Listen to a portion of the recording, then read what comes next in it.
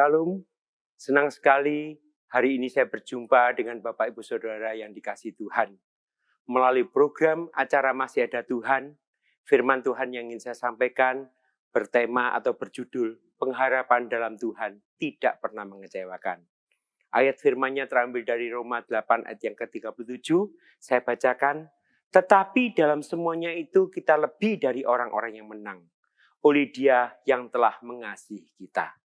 Bapak Ibu Saudara kekasih Tuhan, ada kata bijak yang mengatakan, kemarin adalah kenangan, hari ini kenyataan, dan esok adalah harapan. Artinya apa? Yang lalu biarlah berlalu, jangan sampai kenangan buruk di hari-hari yang lalu atau hari yang kemarin akan menghalangi langkah kita untuk menatap masa depan. Bapak Ibu Saudara kekasih Tuhan, kita belajar dari sikap Rasul Paulus, berani berkata, aku melupakan apa yang telah di belakangku dan mengarahkan diri kepada apa yang di hadapanku dan berlari-lari kepada tujuan untuk memperoleh hadiah, yaitu panggilan surgawi dari Allah dalam Kristus Yesus. Di dalam Filipi 3 ayat 13 dan 14. Bapak Ibu Saudara kekasih Tuhan, kita hidup itu dihadapkan pada banyak pilihan. Di antaranya, kepada siapa kita bersandar, kepada siapa kita berharap, dan kepada siapa yang layak kita percayai.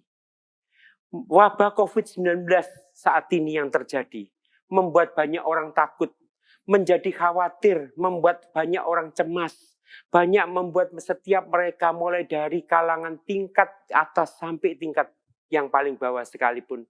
Mereka tidak punya sesuatu pegangan dalam hidup mereka. Seakan-akan mereka sudah tidak punya pengharapan lagi. Dengan kata lain, saya katakan, dunia ini tidak ada yang bisa memberikan kita harapan. Dunia ini tidak bisa kita andalkan. Karena segala sesuatu yang ada di dunia ini cepat berubah dalam sesaat dan sekejap mata. Bapak Ibu Saudara kekasih Tuhan, kita bersyukur kepada Tuhan. Kalau kita punya Tuhan Yesus Kristus yang memberikan kemampuan, kekuatan kepada kita. Dengan kasih anugerahnya yang luar biasa, Tuhan sudah memberikan jaminan iman kepada kita. Sehingga kita tidak perlu lagi merasa khawatir. Kita tidak perlu lagi merasa takut. Kita tidak perlu lagi merasa gelisah atau bahkan cemas dengan hari depan yang ada di depan kita. Dan saya percaya, setiap kita orang yang percaya pasti dipelihara oleh Tuhan. Siapakah yang akan memisahkan kita dari kasih Kristus? Penindasan atau kesesakan atau penganiayaan, atau kelaparan atau ketelanjangan, atau bahaya atau pedang. Nah, hari ini firman Tuhan ajarkan kepada kita, bagaimana caranya agar kita tetap memiliki pengharapan dalam Tuhan. Seperti yang Rasul Paulus ajarkan kepada kita. Karena di dalam Kolose 1 ayat yang ke-23 dikatakan, sebab itu kamu harus bertekun dalam iman. Tetap teguh tidak bergoncang dan jangan mau digeser dari pengharapan Injil.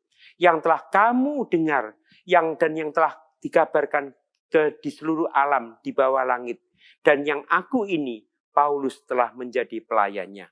3 sikap yang dimiliki oleh Rasul Paulus. Sehingga pengharapannya di dalam Tuhan tidak pernah dikecewakan. Dia tidak pernah kecewa pada Tuhan. Walaupun pada waktu itu Paulus harus ada di dalam penjara sekalipun. Saat dia mengabarkan pemberitaan Injil. Apa yang Paulus ajarkan kepada setiap kita hari ini? Yang pertama, kita harus bertumbuh dalam kebenaran. Rasul Paulus menyadari bahwa janji Tuhan itu bukan janji yang sekedar janji saja. Saya sekali lagi katakan, janji Tuhan itu bukan janji sekedar janji saja. Atau sebagai isapan jempol belaka. Atau hanya janji-janji tinggal janji. Tetapi janji Tuhan memiliki kepastian. Saya katakan, janji Tuhan memiliki kepastian. Sehingga Rasul Paulus memiliki kerinduan untuk terus bertumbuh dalam kebenaran. Meskipun menghadapi tantangan yang berat sekalipun. Demikian juga buat setiap kita hari ini. Apapun yang kita alami saat ini, apapun yang kita hadapi saat ini, masalah persoalan seberat apapun yang seakan-akan menghimpit kita, yang seakan-akan kita sudah tidak berdaya lagi. Tetapi saya mengajak Bapak Ibu Saudara kekasih Tuhan, mari kita percaya kepada Tuhan. Mari kita tetap bersandar kepada Tuhan. Karena Tuhan yang saya sembah, Tuhan yang Bapak Ibu sembah adalah Tuhan yang hidup. Janjinya ya dan amin buat kita. Dan apa yang kita minta, kita mohon dan kita panjatkan kepada Tuhan. Tuhan mendengar asal kita mau menjadi pelaku firman. Poin yang kedua, Tuhan minta kepada setiap kita supaya kita berbuah dalam perbuatan.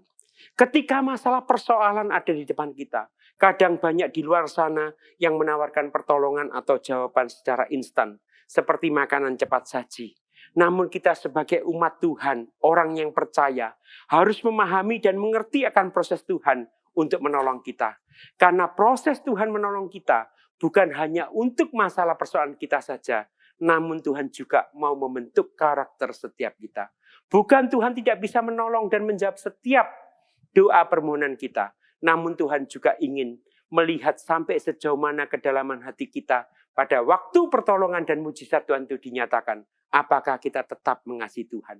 Banyak orang yang ditolong, banyak orang yang terima mujizat, justru meninggalkan kasih Tuhan dengan berbagai alasan. Kesibukanlah, pekerjaanlah, sehingga waktu sehingga waktu yang untuk bersekutu dengan Tuhan ditinggalkan begitu saja karena segala kesibukan yang ada di depan mereka.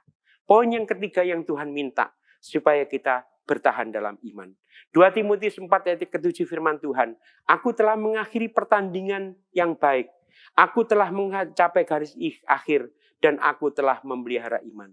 Pengharapan orang percaya atau umat Tuhan dapat berdampak dan mempengaruhi untuk tetap kita setia sampai akhir hidup kita.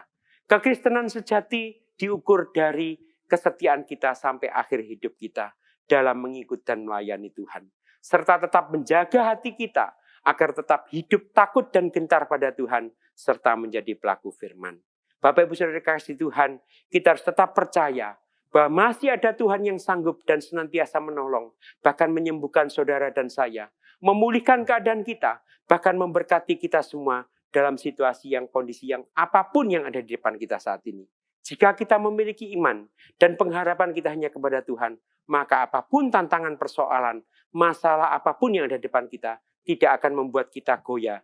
Justru sebaliknya, pembentukan manusia rohani kita akan terwujud ketika kita mengalami berbagai masalah persoalan dan kita tetap mengandalkan Tuhan dan berharap sepenuhnya kepada Tuhan. Tuhan sedang merendah kehidupan saudara dan saya untuk menjadi indah pada waktunya dan berkenan di hadapan Tuhan. Tuhan Yesus memberkati.